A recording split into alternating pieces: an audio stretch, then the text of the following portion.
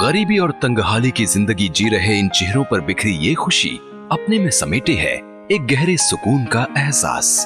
कारण है भारत सरकार की प्रधानमंत्री आवास योजना ग्रामीण। हमने एक सपना देखा है कि जब आजादी के 75 साल हो तब हिंदुस्तान के गरीब को भी अपना घर। प्रधानमंत्री जी के कथन को साकार रूप दे रही है प्रधानमंत्री आवास योजना ग्रामीण।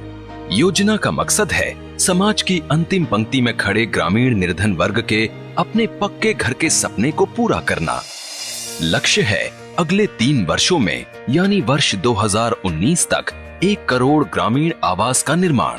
प्रधानमंत्री आवास योजना ग्रामीण पिछली योजना के मुकाबले कहीं अधिक व्यावहारिक है और इसमें लाभार्थियों के हित में कई महत्वपूर्ण बदलाव किए गए हैं। योजना के तहत बनाए जाने वाले घर का क्षेत्रफल 20 वर्ग मीटर से बढ़ाकर न्यूनतम 25 वर्ग मीटर यानी 267 वर्ग फुट कर दिया गया है ताकि लाभार्थी अपने लिए खुला और हवादार घर बना सके।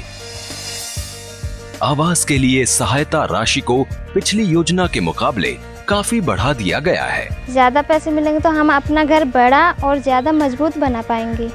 मैदानी क्षेत्रों में सहायता राशि 1,20,000 रुपए और पूर्वोत्तर, दुर्गम, पहाड़ी और वामपंथी उग्रवाद से प्रभावित क्षेत्रों में अब 1,30,000 रुपए है। लाभार्थी को आवास के निर्माण के दौरान जहां 90 या 95 दिन की मजदूरी का भुगतान मनरेगा से किए जाने की व्यवस्था है, वहीं स्वच्छ भारत मिशन ग्रामीण या मनरेगा के तहत 12,000 रुपए की राशि शौचालय के निर्माण के लिए भी दिए जाने का प्रावधान है। अब खुले में शौच नहीं जाना पड़ेगा। 12,000 रुपए मिलने से अपना शौचालय अच्छी तरह से बनाऊंगा। इस प्रकार योजना के तहत लाभार्थी 1,50,000 रुपए तक की सहायता राशि विभिन्न मदों से हासिल कर सकता है। जरूरत पड़ने पर लाभार्थी 70,000 रुपए तक का ऋण भी ले सकता है। अभी तक लाभार्थी का चयन बीपीएल प्रतीक्षा सूची के आधार पर किया जाता रहा, मगर अब लाभार्थियों का चयन सामाजिक और आर्थिक जनगणना वर्ष 2011 के आधार पर ग्राम सभा द्वारा किए जाने का प्रावधान है। लाभार्थी सूची में अपना क्रम जानकर इस बात का अंदाजा लगा सकता है कि आवास के लिए उसका नंबर कब आएगा। योजना के नियमों के मुताबिक आश्रयहीन ग्रामीणों को प्राथमिकता का प्रावधान है। इन सब के पीछे मकसद ये है कि योजना का लाभ गरीब से गरीब तक पहुंच सके। राज्य सरकार की ये जिम्मेदारी है कि वो लाभार्थियों द्वारा बनाए जा रहे आवासों पर निगरानी रखें, उनका मार्गदर्शन करें, साथ ही आवास बनाने वाले लाभार्थी और राजमिस्त्री आदि के प्रशिक्षण की व्यवस्था भी करें ताकि आवास का निर्माण सही तकनीक से हो, बेहतर हो, जिससे आवास भूकंप, बाढ़, तूफान आदि प्राकृतिक आपदाओं को सहन करने में सक्षम हो। हाँ, बन रहे घर की लागत कम आए और मकान क्षेत्रीय स्थिति के अनुकूल हो। इसके लिए क्षेत्र में उपलब्ध निर्माण सामग्री के इस्तेमाल के लिए लाभार्थियों को प्रोत्साहित किया जा रहा है। टेंगनी मिलने से घर सही से बनेगा, लागत कम आएगी। मकान बनने पर बिजली की व्यवस्था दीनदयाल उपाध्याय ग्रामीण ज्योति योजना के तहत की जानी है। प्रयास इस बात का भी है कि प्रत्येक लाभार्थी के आवास तक पाइपलाइन से स्वच्छ पेयजल की आपूर्ति हो सके। योजना के तहत घर में रसोई का निर्माण भी किया जाना है।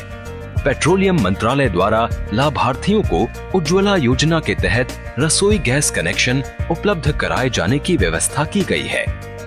घर में बिजली पानी होगा, घर में रसोई होगी, हम खुशहाल रहेंगे। योजना के तहत सहायता राशि सीधा लाभार्थी के बैंक खाते में डीबीटी के तहत इलेक्ट्रॉनिकली ट्रांसफर की जाती है।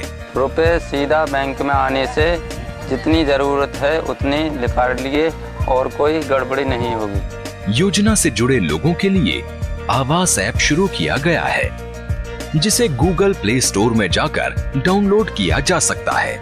इस ऐप के जरिए निरीक्षणकर्ता या लाभार्थी अपने पुराने घर जहां वो वर्तमान में रह रहा है एवं दूसरे स्थान जहां उसके द्वारा नवीन आवास बनाया जाना प्रस्तावित किया जा रहा है, उन दोनों स्थलों एवं आवास निर्माण के दौरान पूर्व निर्धारित विभिन्न चरणों की जियो टैग्ड फोटो आवास ऐप के माध्यम से खींचकर सरकार तक भेज सकता है। इस पहल से जहां योजना के अंतर्गत बन रहे आवासों की निगरानी सही तरीके से की जा सकती है, वहीं किसी गड़बड़ी की आशंका भी नहीं रहती।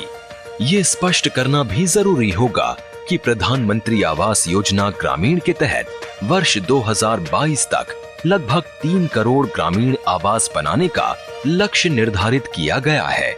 लक्ष्य को समय रहते पूरा किया जा सके, इसके लिए युद्ध स्तर पर प्रयास जारी हैं।